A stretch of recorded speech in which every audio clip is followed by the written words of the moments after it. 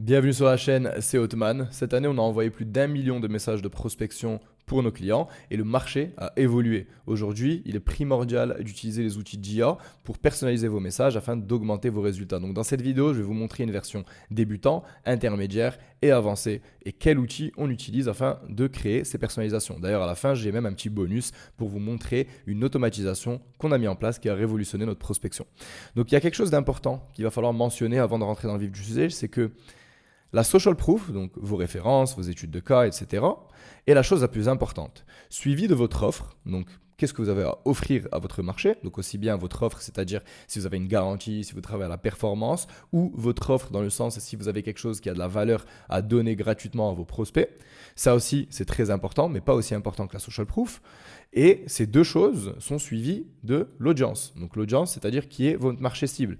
Si vous contactez les RH et les DRH, eh bien, bon courage, il va vraiment falloir vous démarquer de la compétition vu que ce segment de marché reçoit beaucoup trop d'emails.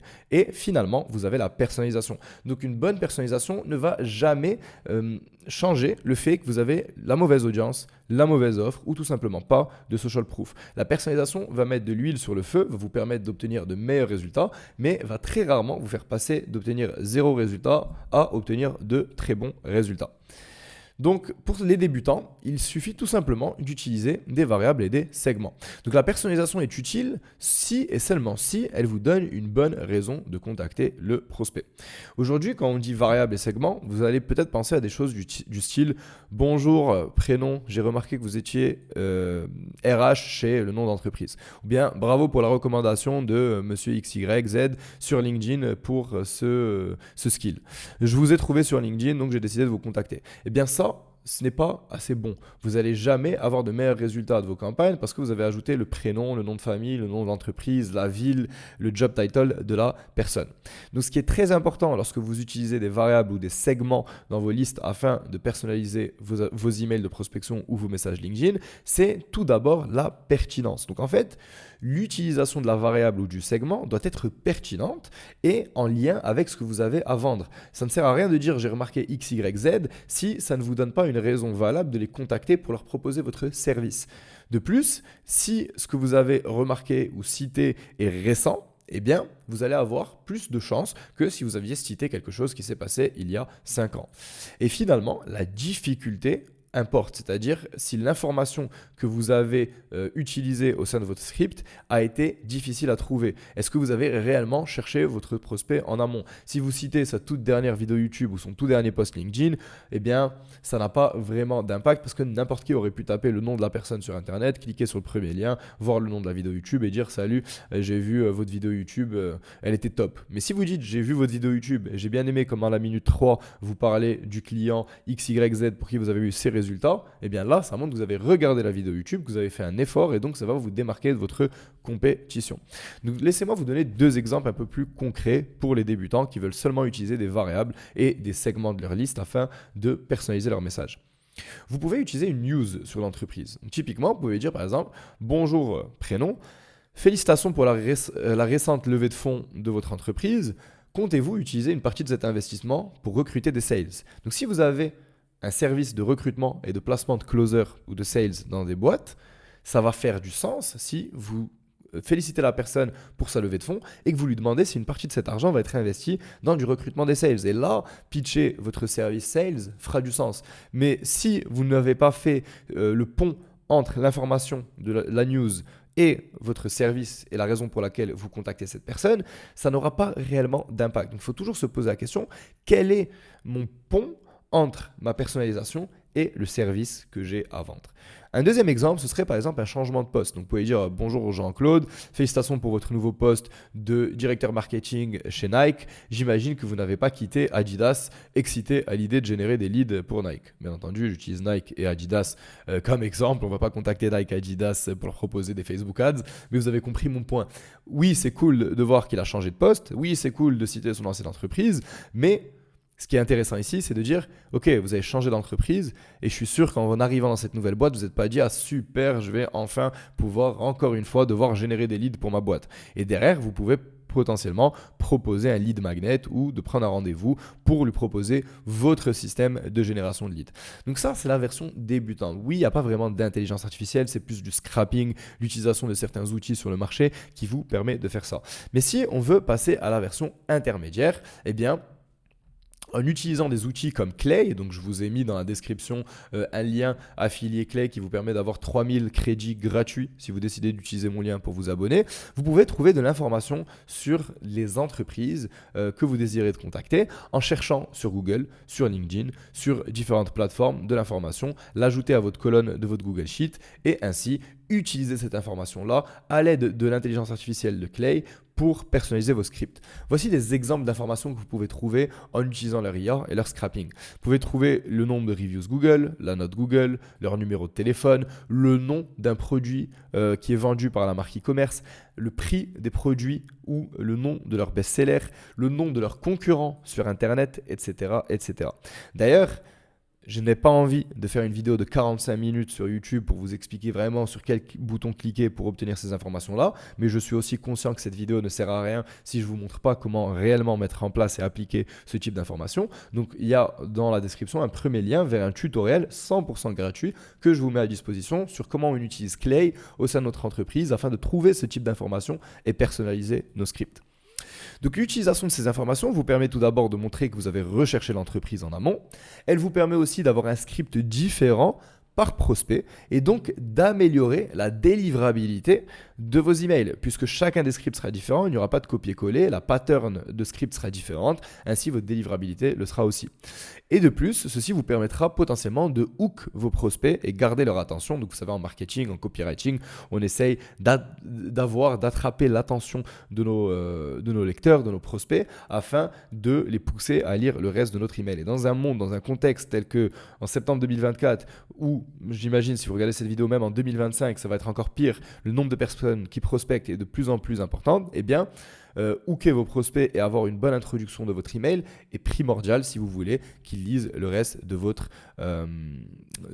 message de prospection. J'ai oublié de mettre des exemples sur cette slide, mais typiquement, vous pouvez dire des choses du style j'ai essayé d'appeler votre entreprise à ce numéro de téléphone, mais je n'ai pas obtenu de réponse. D'ailleurs, félicitations pour les 350 reviews Google. Cependant, je vois que vous avez seulement une note de 4.2 sur 5. Si on était en mesure de vous aider à obtenir une note de 4.8 sur 5 à l'aide de notre programme de fidélité, est-ce que ça vous intéresserait? Donc là, vous pouvez voir à quel point c'est personnalisé. La personne elle voit son numéro de téléphone lors de la lecture du script, elle voit que vous avez une information clé sur le nombre de reviews mais aussi la note qu'ils ont et en plus de ça vous leur proposez d'augmenter leur note à l'aide de votre méthode. Donc c'est beaucoup plus intéressant que de dire bonjour, je vois que vous êtes un restaurant à Perpignan, on a un service qui propose X, Y, Z, est-ce que ça vous dit de parler à mes sales lors d'un appel téléphonique? Comme ça on essaye de vous vendre nos services dont vous n'avez jamais entendu parler. Version numéro 3, donc la version un petit peu plus avancée cette fois. Chez Scalebametrics, nous avons commencé à utiliser des campagnes totalement pilotées par l'intelligence artificielle. Nous avons remarqué quelque chose déjà, c'est que pendant longtemps, nous avions essayé d'utiliser ChatGPT pour rédiger des scripts. Et je vous ai souvent dit sur la chaîne qu'on n'arrivait jamais à avoir des scripts qui étaient performants. Cependant, récemment, on a utilisé une autre IA qui s'appelle Claude. Donc, c'est l'IA d'une entreprise qui s'appelle Anthropic. C'est l'équivalent de ChatGPT. On s'est rendu compte que Claude était bien plus performant que ChatGPT lorsqu'il s'agit de rédiger des scripts et d'avoir des assets marketing. Ça ne veut pas dire que Claude est meilleur que ChatGPT sur tout ce qu'il y a, toutes les use cases que vous avez envie d'utiliser, pour lesquels vous avez envie d'utiliser l'IA, mais Claude est meilleur lorsqu'il s'agit de copywriting et de prospection et d'écriture de scripts. Donc, je vous invite déjà à utiliser Claude et plus ChatGPT pour l'écriture de vos scripts. De plus, un bon prompt n'est pas suffisant. Il faut donner des exemples de scripts performants. Donc, ce qu'on fait, c'est qu'on donne à Claude un PDF avec des dizaines de pages qui présentent les scripts qu'on a déjà utilisés pour des clients par le passé qui ont fonctionné. On lui donne une structure de script, des règles à suivre et de l'information. Et ça, c'est hyper important et c'est la raison pour laquelle cette slide existe. C'est comment trouver de l'information de manière automatisée sur les entreprises afin de les donner à Claude ou ChatGPT pour qu'ils puissent vous rédiger votre script.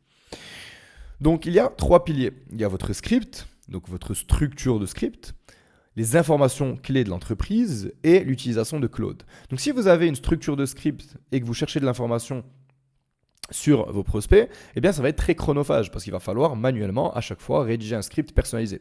Mais si vous avez seulement un script ou une structure de script et vous utilisez Claude, eh bien les résultats seront tout simplement mauvais parce que Claude n'aura pas d'informations sur l'entreprise et ne sera pas en mesure de personnaliser vos scripts. Si vous avez Claude et de l'information sur la boîte mais que vous n'avez pas de structure de script à donner, eh bien la qualité des scripts que Claude va vous donner en output ne sera pas bonne. Donc c'est l'intersection de ces trois choses, donc la structure de script, l'utilisation de Claude et l'information sur les entreprises qui vous donnera un bon résultat. Donc notre processus, c'est lequel ? C'est tout d'abord d'utiliser Clayagent AI, donc c'est l'intelligence artificielle de Clay, l'outil que je vous ai mentionné il y a quelques minutes. Encore une fois, vous pouvez retrouver le tutoriel sur l'utilisation de Clay pour effectuer ce type de recherche dans la description, c'est 100% gratuit. On utilise Clayagent pour faire des recherches sur l'entreprise, faire des recherches sur notre prospect. Ensuite, on utilise une structure de script et des PDF qui montrent à Claude quels ont été des scripts performants et quelles sont les règles à suivre lorsqu'il s'agit de construire des scripts de prospection. Et derrière, il faut un bon prompt Claude pour qu'on puisse lui donner les informations de Clayagent, la bonne structure de script et lui demander de la bonne manière de nous construire un email ou une phrase personnalisée pour notre prospect. Donc step 1, comme je vous ai dit, c'est demander à Clayagent de visiter le site internet et la page LinkedIn de votre prospect, obtenir toutes les informations qu'il juge nécessaires à l'écriture d'un script. Step 2, rédiger un script ou une structure que vous jugez pertinente. Step 3, demander à Claude à l'aide de l'API de rédiger ce script à l'aide des informations de Clayagent. Attention, il faut trouver un prompt qui vous donne un script en output qui soit prêt à être utilisé, sinon Claude ou ChatGPT peuvent vous donner des infos du style voici votre script ou je vous recommande d'utiliser script 1 versus script 2. Mais nous, ce qu'on veut, c'est en output un script. Pourquoi ? Parce qu'à l'étape 4, ce que l'on veut, c'est que ces scripts soient utilisés comme colonne dans votre Google Sheet ou dans votre CSV. Et en utilisant votre script dans une colonne, ça va vous permettre d'utiliser une variable, la variable script, comme vous auriez utilisé la variable prénom, la variable nom d'entreprise, etc. dans vos scripts de prospection, pour tout simplement télécharger votre fichier CSV avec toutes les informations et surtout tous les scripts personnalisés et le uploader directement dans Instantly, Smartlead ou Lemlist afin d'envoyer une campagne en masse qui soit 100% personnalisée. Donc laissez-moi vous donner quelques exemples. Donc typiquement, vous pouvez utiliser cette stratégie afin de demander à Claude de vous donner 3 idées de campagne Facebook Ads à utiliser pour une entreprise basée sur les informations que vous aurez retrouvées sur leur site internet et ensuite utiliser ces 3 idées comme étant une variable dynamique au sein de votre script afin de personnaliser votre script. Vous pouvez aussi utiliser l'information du site web du profil LinkedIn afin de personnaliser le script global. Vous pouvez utiliser l'information que vous avez trouvée sur des outils tels que SEMrush ou le site internet pour savoir quels sont les mots-clés qu'ils doivent utiliser pour pour optimiser leur blog SEO et derrière donner à Claude cette information-là pour qu'il puisse vous rédiger un petit paragraphe qui explique comment l'entreprise en question peut optimiser sa stratégie SEO. Donc vraiment, la seule limite, c'est votre imagination et ce qu'il faut vous dire, c'est qu'est-ce que vous auriez fait manuellement si vous aviez un temps infini afin de personnaliser au maximum vos messages de prospection et utiliser l'IA et Clayagent afin de mettre en place la même stratégie mais de façon automatisée. Je vous ai parlé d'un petit bonus, c'est le Service-Based Lead Magnet. Donc, je parle souvent sur la chaîne de l'utilisation de Lead Magnet afin d'avoir l'attention de vos prospects. Le Service-Based Lead Magnet est encore plus puissant. Donc, le Lead Magnet, c'est tout simplement quelque chose qui a de la valeur, un PDF, un document, une vidéo, une formation qu'on donne gratuitement à nos prospects afin de leur donner envie de prendre rendez-vous avec nous. Le Service-Based Lead Magnet, c'est d'aller un petit peu plus loin en offrant une partie de votre service gratuitement. Typiquement, chez Scalebametrics, ce qu'on avait l'habitude de faire, c'est de proposer à nos prospects un script rédigé par nos équipes, plus un tutoriel sur comment mettre en place des campagnes de cold email à recevoir gratuitement. C'était très chronophage et la plupart des personnes qui nous disaient oui ne revenaient pas vers nous derrière et donc ça ne valait pas la peine.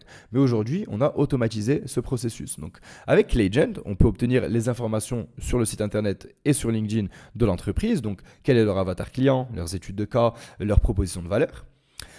On a créé un template Google Doc au sein duquel on a une introduction, de l'information sur comment mettre en place des campagnes de prospection de A à Z et une section dynamique dans laquelle on peut remplir cette section avec les scripts personnalisés pour ce prospect. Donc ce qu'on fait, c'est que Clayagent prend de l'information sur Internet, sur l'entreprise. On utilise le template Google Doc que l'on va ensuite remplir à l'aide d'un prompt Claude et des informations ClayAgent d'un nouveau script de 2 ou 3 étapes de cold email que Claude aura rédigé pour cette entreprise-là.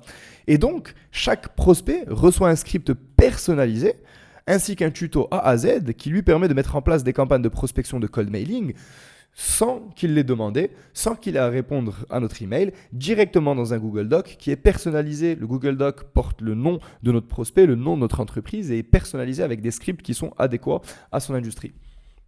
Voici quelques exemples d'utilisation de cette stratégie pour différents services. Donc, typiquement pour le SEO, vous pouvez rédiger un article de blog optimisé SEO pour cette boîte, vous pouvez faire une liste des backlinks pertinents pour leur industrie, un audit PDF personnalisé avec un outil tel que SEMrush en utilisant leur API.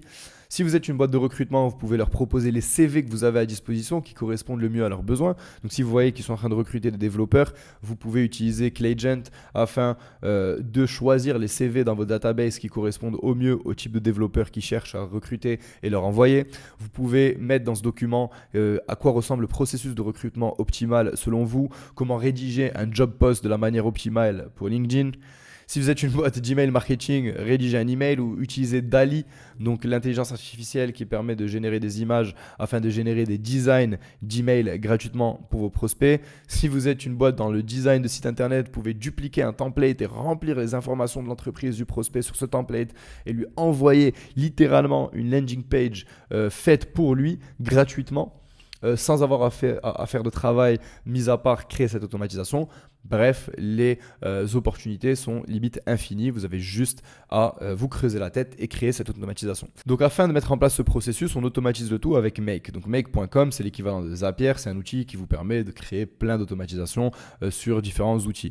Donc, tout d'abord, on utilise Clay pour obtenir l'information nécessaire à la rédaction des scripts. On exporte tout ça dans un Google Sheet. On a à disposition un template Google Doc dans lequel il y a un espace vide où on peut ajouter les scripts personnalisés pour nos prospects. Et on utilise une automatisation Make qui va, pour chaque ligne au sein du Google Sheet, prendre l'information de ClayAgent, utiliser l'API Claude ou ChatGPT pour envoyer un prompt qui va en retour nous permettre d'obtenir nos 2 ou 3 étapes de nos campagnes de prospection. Et Make va ajouter à ce template Google Doc au sein de la partie vide l'information que nous a donné Claude ou que nous a donné ChatGPT. Et ensuite, Make va ajouter sur une nouvelle colonne du Google Sheet le lien final du Google Doc avec le tuto d'A à Z ainsi que le retour du prompt Claude ou ChatGPT, donc avec vos scripts personnalisés. Et derrière, lors de nos campagnes de cold mailing, on va tout simplement dire voici un script personnalisé et un tuto. Et en variable dynamique, on va mettre le lien du Google Doc qu'on aura au sein de notre Google Sheet, ce qui permettra à notre prospect de recevoir un lien qui lui est destiné, personnalisé et donc montrer qu'on a vraiment fait un travail en amont sans même qu'il nous ait rien demandé. Ça ne veut pas dire que tous ces prospects-là vont vouloir prendre un rendez-vous avec nous, mais je vous garantis que ceux qui sont hésitants passeront à l'action et prendront rendez-vous avec vos équipes. Laissez-moi savoir dans les commentaires d'ailleurs si ça vous intéresse d'avoir un tutoriel sur Make et ces automatisations-là et comment on utilise ce type d'automatisation ultra avancée. Je ne le fais pas parce qu'à chaque fois que j'ai fait des tutos sur la chaîne, j'ai l'impression que ça n'intéresse personne. Il y a trop peu de gens qui regardent ces vidéos. D'ailleurs, même cette vidéo-là, j'ai eu hésité à la faire. Donc, si vous avez apprécié cette vidéo, s'il vous plaît, laissez un like, laissez un commentaire, abonnez-vous à la chaîne. C'est comme ça que derrière, moi, je sais que c'est ce type de contenu qui vous intéresse et c'est ce qui me pousse derrière à vous créer du contenu gratuit tel que celui-ci sur la chaîne et vous créer des tutoriels tels que celui de Clay que vous avez gratuitement au sein de la description. Je vous remercie d'avoir regardé cette vidéo, c'était Othman, je vous dis à la semaine prochaine pour une nouvelle vidéo sur la chaîne. À très vite.